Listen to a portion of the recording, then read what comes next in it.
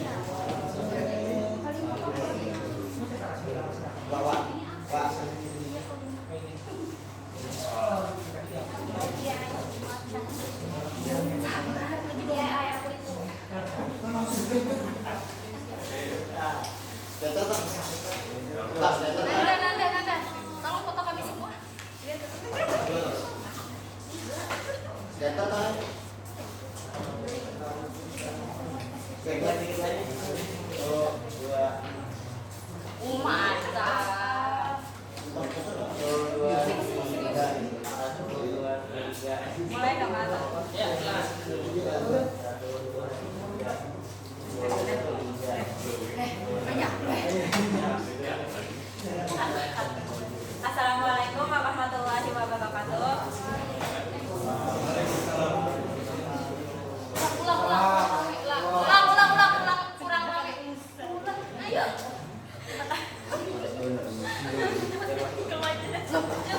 Assalamualaikum warahmatullahi wabarakatuh. Waalaikumsalam warahmatullahi wabarakatuh. Perkenalkan, kami dari kelompok 1 akan mempresentasikan keamanan pada sistem distribusi. Perkenalkan, nama saya Devi Trianggraini dengan NPM 22100102004. Saya Umi Kulsum dengan NPM 22110166. Saya Thomas Doro, NPM 221010. Nama saya Alina Bila, NPM 221051. Saya Medang Fabiani, NPM 2210001058. Saya Nazwa Syafrida, NPM 2210001058. Saya Devi Trianggraini Mama dengan NPM 221010. Saya Syifa Salsabila dengan NPM 22101088. Saya mau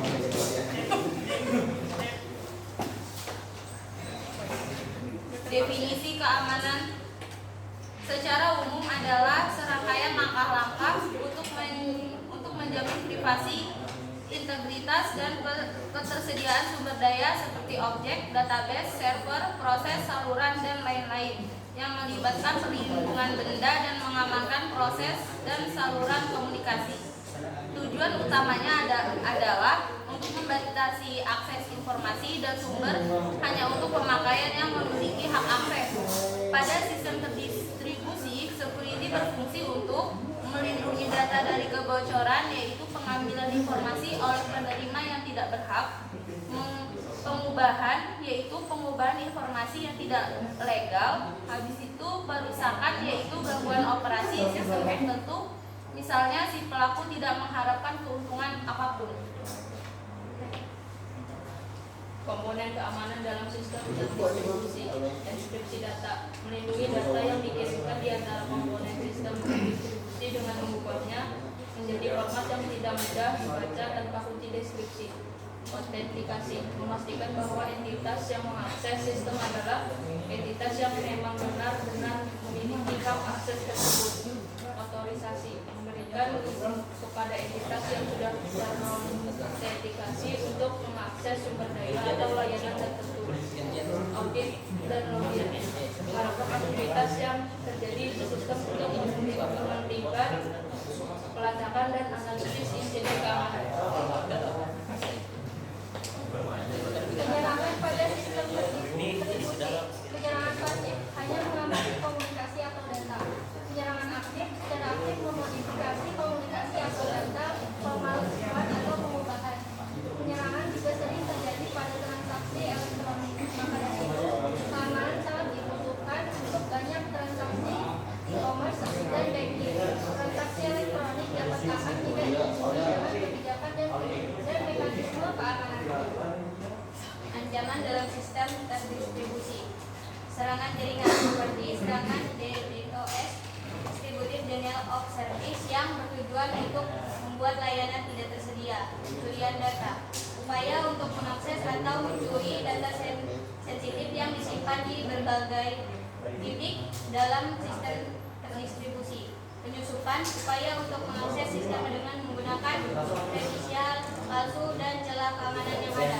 Rancangan sistem yang aman bertujuan mencegah seluruh serangan yang telah diketahui maupun yang akan datang. Rancangan mengikuti standar yang ada, mendemokan validasi melawan ancaman yang ada, audit terhadap kegagalan yang terdeteksi, ada keseimbangan antar biaya terhadap serangan yang ada, beberapa rancangan sistem yang buruk, antar muka dibuka jaringan tidak aman, membatasi waktu dan ruang lingkup setiap kunci rahasia, algoritma dan kode program tersedia bagi penyerang.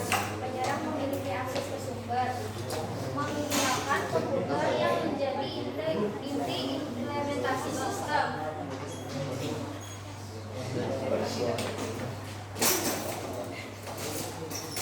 Teknologi keamanan yang digunakan yaitu ada 3 dan pada VPN, sistem deteksi, intrusi dan sistem pencegahan intrusi.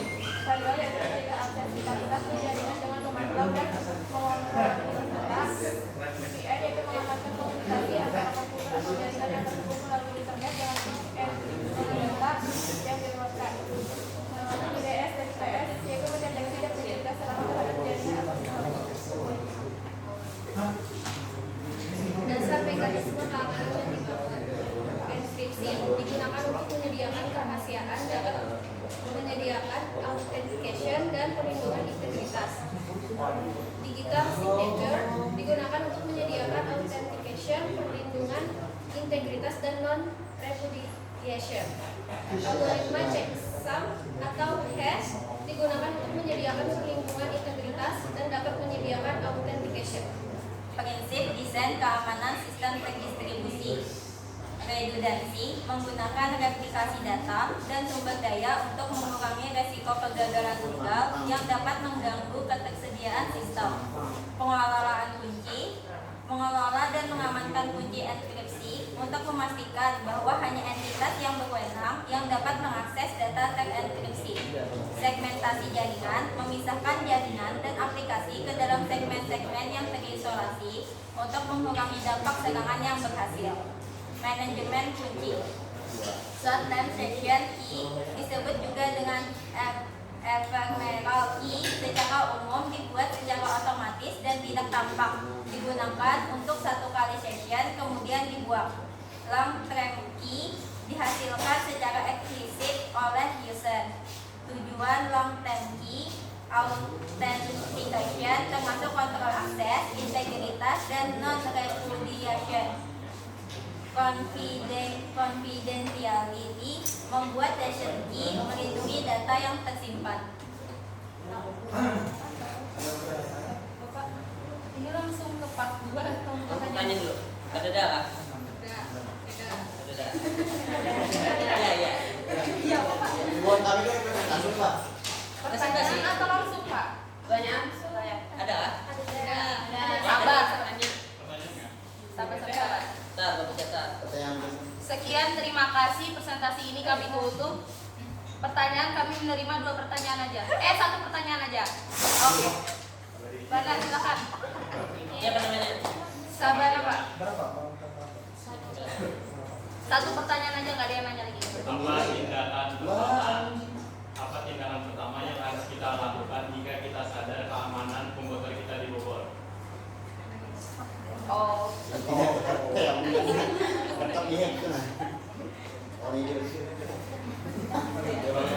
Langkah pertamanya kan?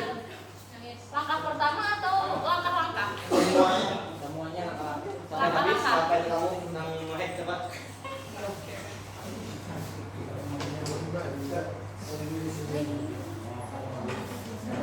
Sabar ya Bang.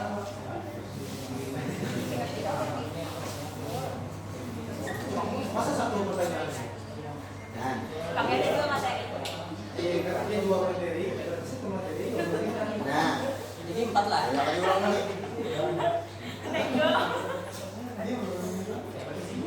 Jadi kamu udah jadi pertanyaan. Kapan?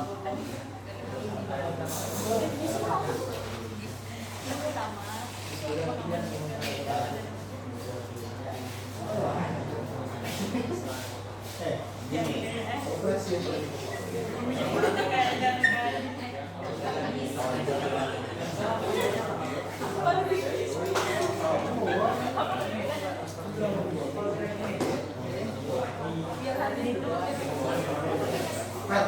Langkah-langkah yang dilakukan kalau pekerjaan ini loh.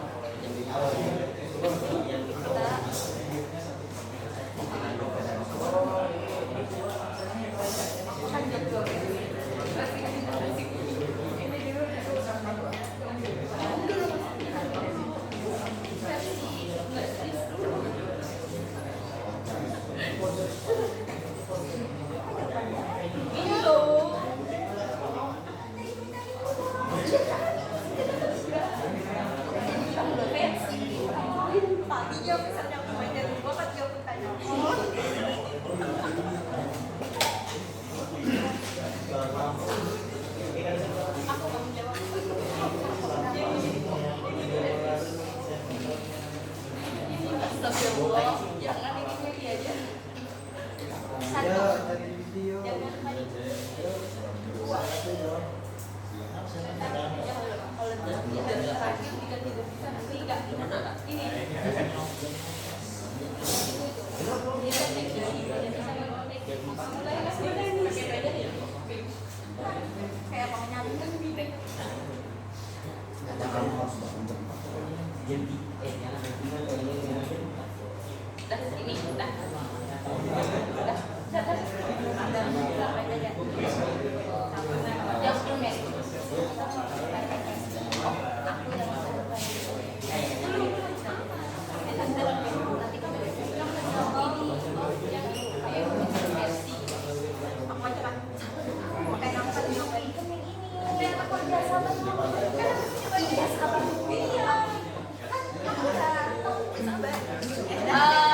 Kami akan menjawab pertanyaan Syabana dua versi.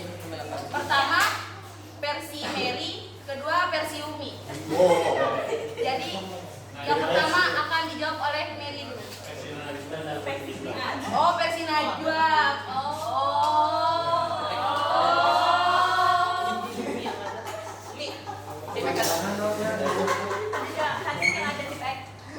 Versi Najwa nanti ada juga. Ayo, Mary. Banyak juga versinya lah. Minta sebutin bukan? Ayo, pertama kan dijawab oleh versi Mary. Satu, tetap tenang. Dua, jangan panik. Tiga, jangan telepon polisi dulu karena polisi tidak akan peduli. Empat, hubungi teknisi yang mengenal komputer. Lima, tarik nafas.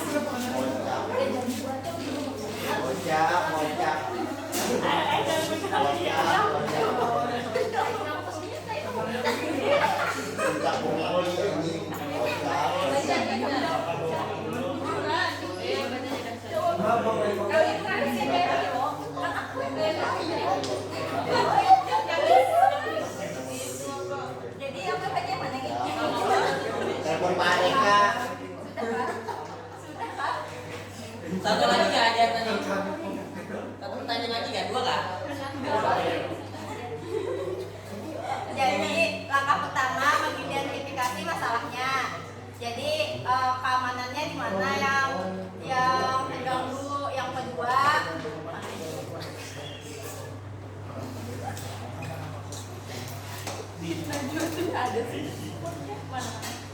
Yang kedua, batasi akses jaringan. Batasi atau putus akses jaringan untuk meminimalisir kerusakan. Yang ketiga, perbaharui paspor akun-akun penting. Keempat, segera lapor ke ahli. Kelima, periksa perangkat lain yang terhubung dengan jaringan.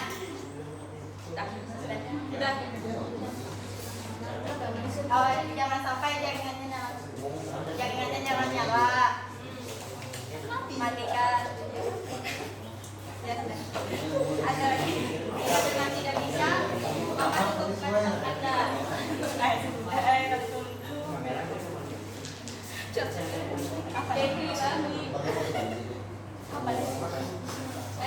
Lanjut. Materi itu ya.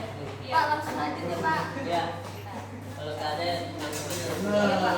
Nggak ada ya. Dupasnya tolong foto. Pembukaan lagi kan? satu padahal bedaknya satu lagi dari lah. Siapa yang mau nanya? Tadi satu aja Pak yang nanya. Kopeng tadi bedaknya. Enggak Pak. Pak, Dipaksa Pak ya kalau Iya. Iya. Yang ini coba periksa nanti kayak gimana nih.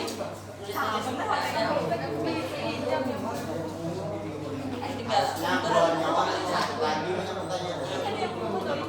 Karena ini ampun juga. Iya.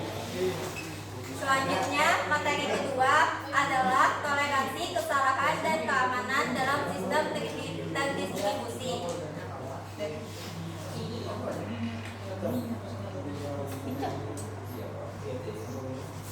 Definisi toleransi kesalahan. Toleransi kesalahan berarti kemampuan sistem untuk tidak beroperasi tanpa gangguan meskipun terjadi kegagalan pada satu atau lebih komponennya. Hal ini berlaku baik itu sistem komputer, cluster output, jaringan, atau yang lainnya. Dengan kata lain, toleransi kesalahan mengacu pada bagian sistem operasi, merespon dan memungkinkan terjadinya malfungsi dan kegagalan perangkat lunak atau perangkat keras. Tujuan perancangan dan pembuatan toleransi kesalahan adalah menjamin bahwa sistem secara keseluruhan mampu terus berfungsi secara benar maupun meskipun fault terjadi.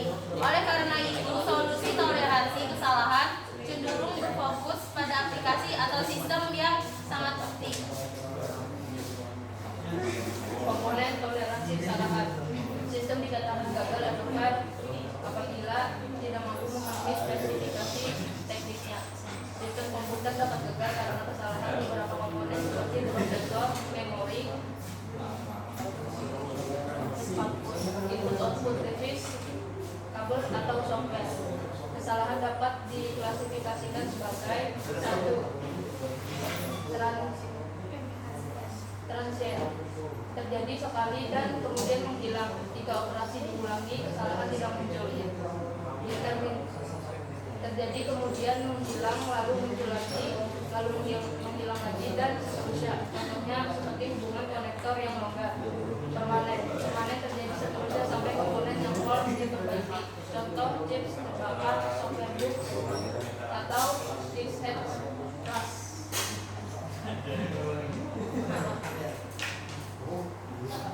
Sistem failure, keadaan sistem atau sistem reliability sangat penting di dalam sebuah sistem terdistribusi karena di dalam sistem tersebut terkandung sejumlah besar komponen dan kemungkinan terjadinya kegagalan sangat besar.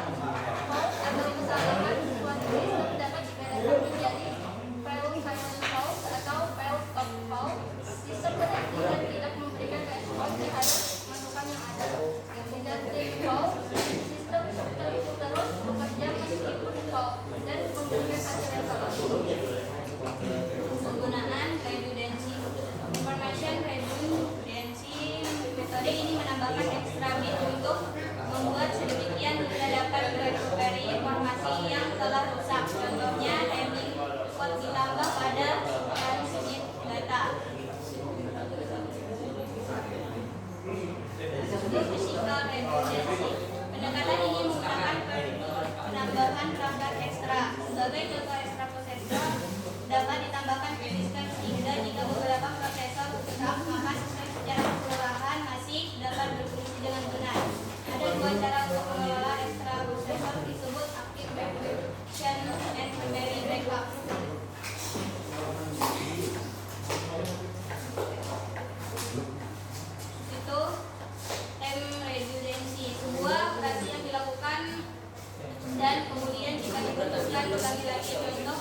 bagian. atomic transaction.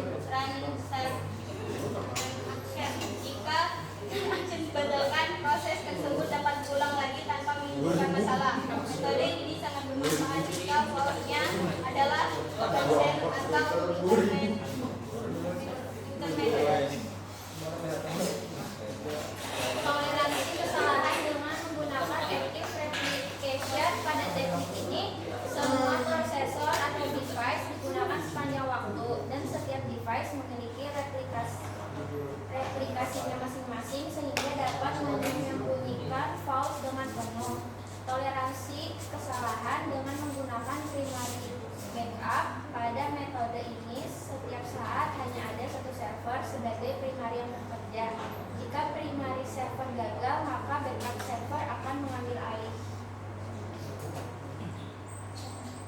Istilah yang pertama adalah availability, yaitu menjamin bahwa informasi dan layanan dapat diakses dan berfungsi dengan benar pada saat dibutuhkan.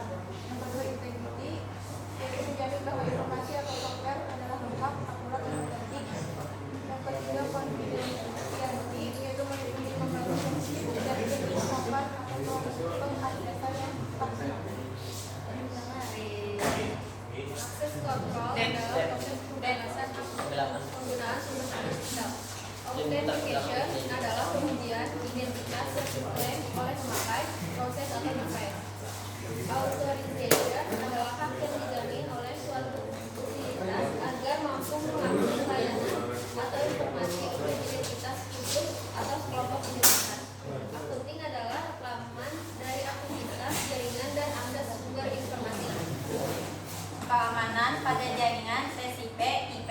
Jaringan internet tidak menjamin adanya privasi atau integritas data, sehingga data perlu dienkripsi sebelum ditransmisikan dan dideskripsi saat diterima di penerima kriptografi. Kriptografi adalah teknik penulisan dan pembacaan kode atau sandi rahasia. Kriptografi digunakan untuk pengamanan informasi agar informasi tetap privasi dan untuk mengautentikasi identitas pengirim atau penerima informasi. Ada 3 kategori fungsi kriptografi, yaitu semantic key, asymmetric key, hash function.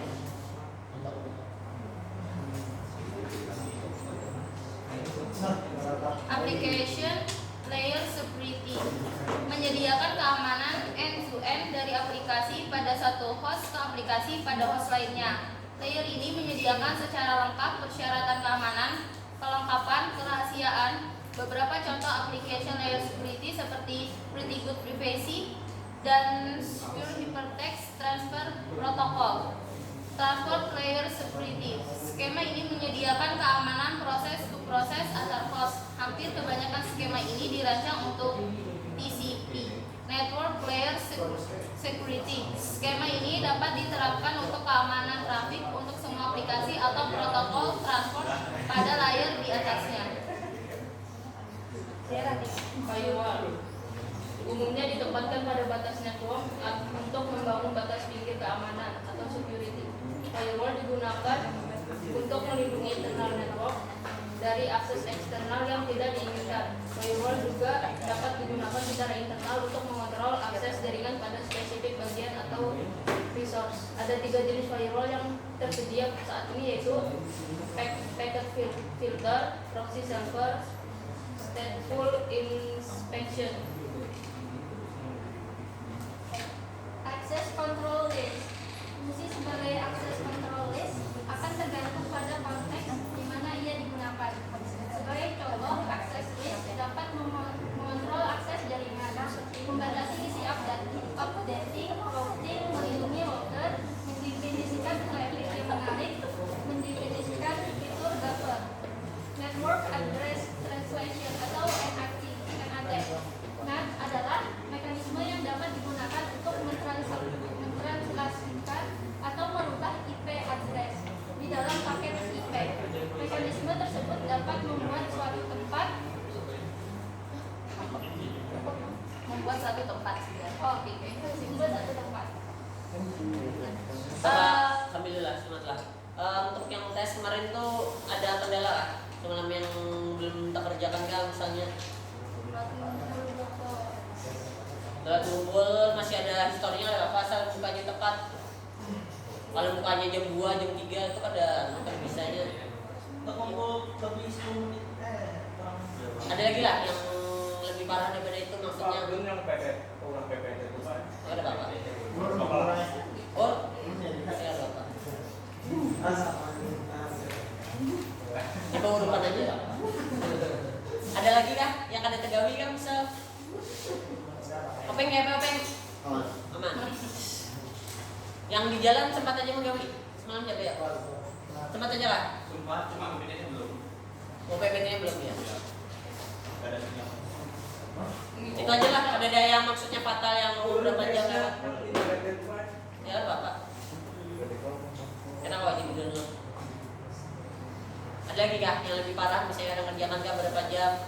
Misalnya yang ada yang jalan jam 3, jam 4 kan tidak? Atau anak susulan kan ada? Oke.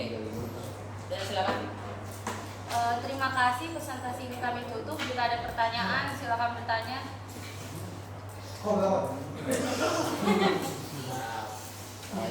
Silakan. Bagaimana cara? Siapa aku itu? Namanya. Nama Matulana dari kelompok 3. Ya. Bagaimana cara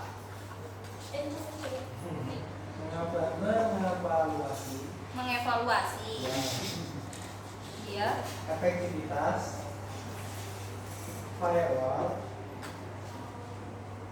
ya dalam melindungi jaringan dari ancaman yang terus berkembang. Enggak. Sudah. Ini udah tanda tangan. Lain Yomi kok. Siapa?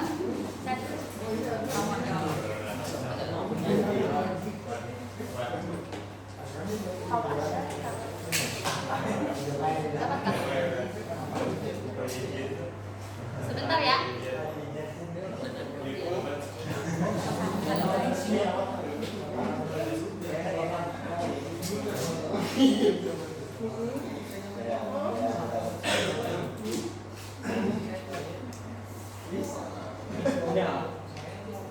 Sumpah ingin kena penting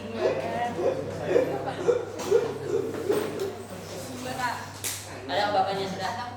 Nan. Ada apa? Pikirin, baca. Kalau bapaknya ada kita keluar. Esok lagi bisa dilanjut pas praktikum 1 mat. Kelompok 2. Anu dia aja tuh yang dia gitu. Yang buat dari satu tapi dia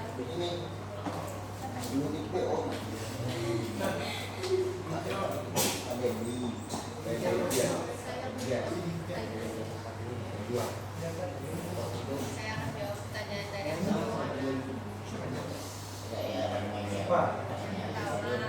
Ujian penetrasi yaitu melakukan ujian penetrasi internal dan eksternal. Yang kedua, memantau log firewall yaitu tinjau log firewall secara berkala dan gunakan alat analytic log. Yang ketiga, memverifikasi kebijakan firewall. Pastikan kebijakan firewall terbaru dan uji kebijakan firewall. Yang keempat, menilai kepatuhan standar, yaitu verifikasi kepatuhan terhadap standar keamanan dan lakukan audit kepatuhan. Yang kelima, memperbarui perangkat lunak firewall, yaitu pasang patch dan pembaruan terbaru dan gunakan teknologi firewall terbaru. Yang keenam, melatih staf, yaitu berikan pelatihan kesadaran keamanan kepada staf dan latih staf dalam mengidentifikasi aktivitas mencurigakan. Yang ketujuh, melakukan evaluasi berkala, yaitu jadwalkan evaluasi firewall secara berkala dan tetap up to date dengan ancaman terbaru. sekian dari kami kelompok sekian dari kami dari kelompok 1. Terima kasih, maaf atas kurang dan kilapnya. Assalamualaikum warahmatullahi wabarakatuh. Waalaikumsalam.